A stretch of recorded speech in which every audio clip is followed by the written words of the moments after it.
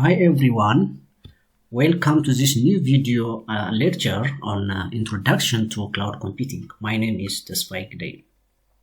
So in this video lecture, we will explore what cloud computing is, why it matters, and how it is transforming the way data is stored and manage the infrastructure. So specifically in this topic, the following are covered: definition and evolution of cloud computing. This video lecture in general, we will cover these general concepts related to the essence and understanding of cloud computing in relation to other service models like on-premises services or technology related to cloud computing. Then there are other criteria or matrices that we rely on which service is appropriate or like acceptable by several technological matrices. Having said that, before delving into the concept and understanding of the cloud-based computing, let's imagine one real-life scenario. That is, a small company, software development firms, assuming or just is planning or aiming to scale up their business. However, in reality, such small software development firms are being struggled or challenged with small team size, unpredictable demand, and the limited resources.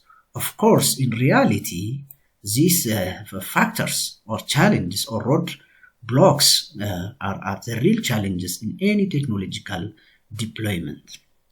So, someone can imagine these software development firms, which is small in size or like just a startup company, who are confined in a small building with small infrastructures and small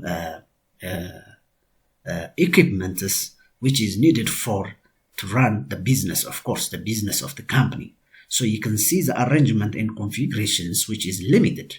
Of course, that's what it makes is a small size. So the challenge here is that they want to scale up. So how could is it possible for a startup company to scale up into such other scalable domain at the same time efficient and effective cost? Can you imagine? So to do this selection or choice, there are criteria that we need to rely on. The first one is scalability. What it means is scalability. Now we are comparing two types of models, which is on-premise and cloud computing. So in case of on-premise, requires significant investment for expansion with limited flexibility. Once it is scaled up, it is difficult to scale down, often leading to high infrastructure and maintenance costs. It is so obvious. Whereas in case of cloud computing, since it is operates on pay-as-you-go pricing model and it is being handled by a third party, so the scalability looks or seem convenient to scale up the resources up or also to scale down easily and efficiently. The second criteria or matrices in this case is the server storage. The server storage in case of on-premises also again, it requires dedicated physical space, power supply, and regular maintenance. Whereas in case of cloud computing, as it is already relying on other third parties, servers are managed by the cloud service providers, reducing space requirements and operational costs because they are being transferred to the other provider. And then the third metric is data security. When it comes to security, it's very important in the cloud and of course in any activity or services related to IT. So to be specific, on-premise security measures rely on combination of physical infrastructure and traditional IT security methods, which can be complex and less reliable. As you can see, this infrastructure is the security is already left to these company organizers, these company owners, you see. Whereas in case of cloud computing, it offers enhanced security measures, reducing the need for constant monitoring and management of security protocols. So a little bit, the cloud computing offers data security much better and efficient way in relation to on-premises service.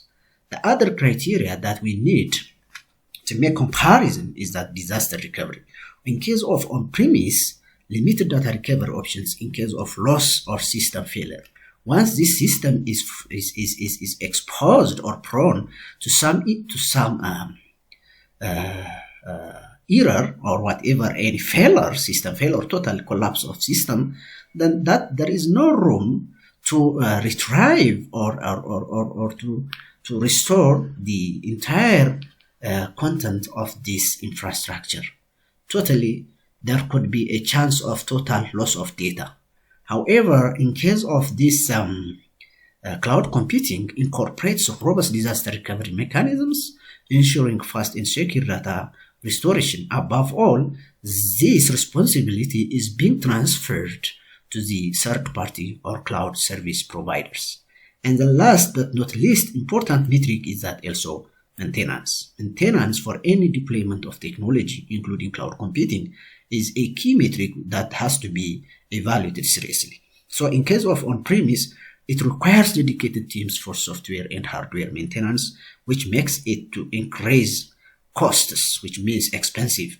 Whereas in case of cloud computing, maintenance is handled by the service provider, reducing cost and resource allocation.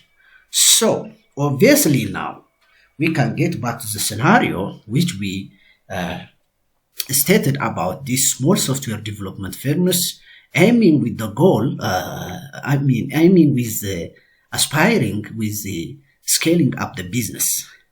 So having or considering these 5 or 6, whatever the matrices, scalability, efficiency, maintenance, data recovery, and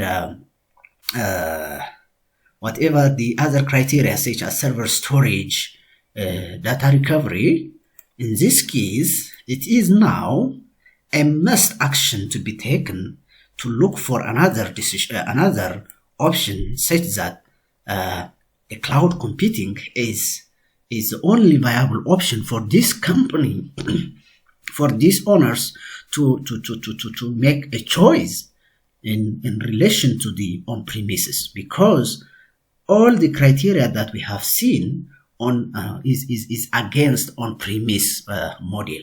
So the only viable option for scalability, server storage, data security, disaster recovery, and maintenance is the cloud-based computing.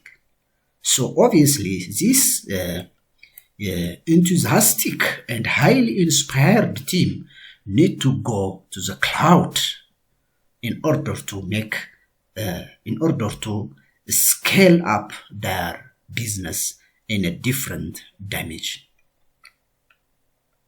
Nice. Now we can come back to the definition and evolution of cloud computing.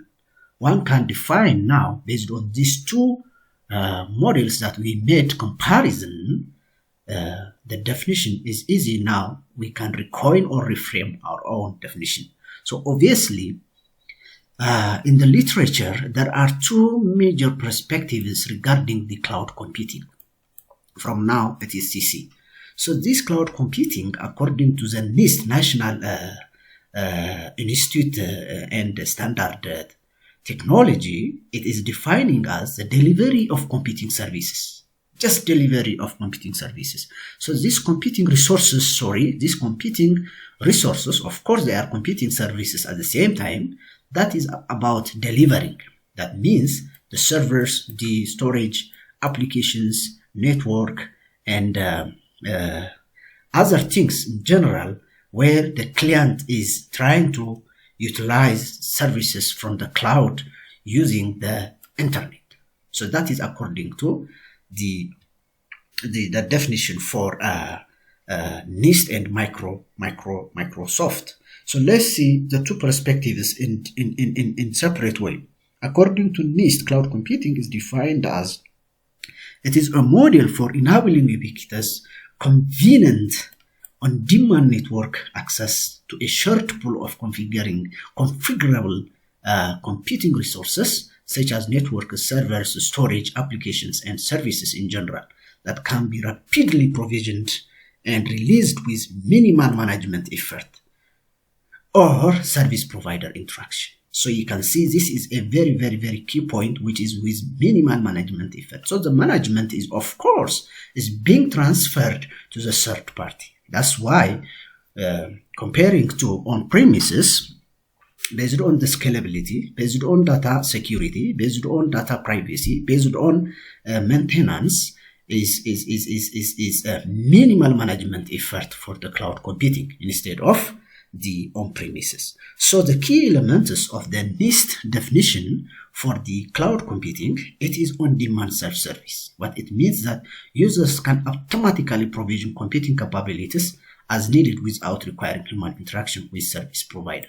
So it is up to the demand, just on-demand service, self-service. So there is no as such interaction between the user and the service provider. It is there on the cloud that you can set, and the service provider also release and also scale up and also scale down based on the self-service or on-demand self-service of the user request. The second very critical feature is broad network access, meaning this cloud computing is realizable or realized services are available over the network and accessed through the standard mechanisms. That means such as different network devices such as smartphones, tablets, laptops, and desktops, whatever network devices including IoT, it can be accessed through the broad network access. So that means we only need the internet, the cloud, to access this cloud computing services. So in such a way you can realize the service. The third and very important is resource pooling. You can understand what pooling means. Computing resources are being pooled to serve multiple users with resources dynamically assigned and reassigned according to demand. In this case, it is just dynamically resources can be being pooled to serve multiple users at a time. That is a big offer of this computing, cloud computing service providers, the big offer to the users or to the client side. So the first one is rapid elasticity. What it means that resources can be quickly and elastically provisioned to scale out and rapidly released to scale in order to meet changing demands. So as you know that the demand or the requirements from the user are not mainly static. It could be dynamic. At some point they can scale up their interest or they can order, and at the same time they can also withdraw from the services. They want to remove it. So in this case, the cloud computing has a key feature such as rapid elasticity. That means that resources can be quickly and elastically provisioned to scale out and rapidly released to scale in. The last and very critical point, measured service. What it means, measured service, as its term is very clear, resource usage is monitored, controlled, and reported, providing transparency for both provider and consumer. So that means measured service means how many gigabytes are being used, how many storages are being allocated, how many storages are being are utilized, and how many memories are being unused or just free space are available. So it is obviously online. It can be measured anytime you log into the system, just without interaction with the service provider. That is a good offer from the cloud computing. So this is all about the NIST perspective on cloud computing. Whereas the Microsoft service, the Microsoft perspective on cloud computing is obviously they describe in different tone. Like Microsoft defines cloud computing in a way that emphasizes the delivery of IT resources and services over the internet. Their definition can be summarized as follows. That means from the Microsoft perspective. So cloud computing is the delivery of computing resources such as servers, storage, databases, networking, software, analytics, and intelligence over the internet. That means the cloud in a pay-as-you-go basis. In essence, they are the same, but when you see the key aspects of Microsoft, it is more on the service-centered approach. That one is on the model aspect. That means service delivery, cloud computing delivery in a wide array of IT services remotely, allowing organizations to access and use those services without managing the underlying physical infrastructure. And the second one, it is pay-as-you-go pricing model. That means the cloud computing service from the Microsoft perspective is that it is just pay as you use or pay as you go model. That means consumers pay for the resources they use, which can lead to cost savings and more efficient resource utilization.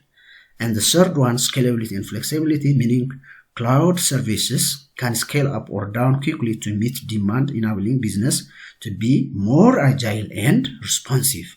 Focus on innovation, meaning by offloading infrastructure management to cloud providers, organizations can focus more on developing applications, driving innovation, and enhancing business processes.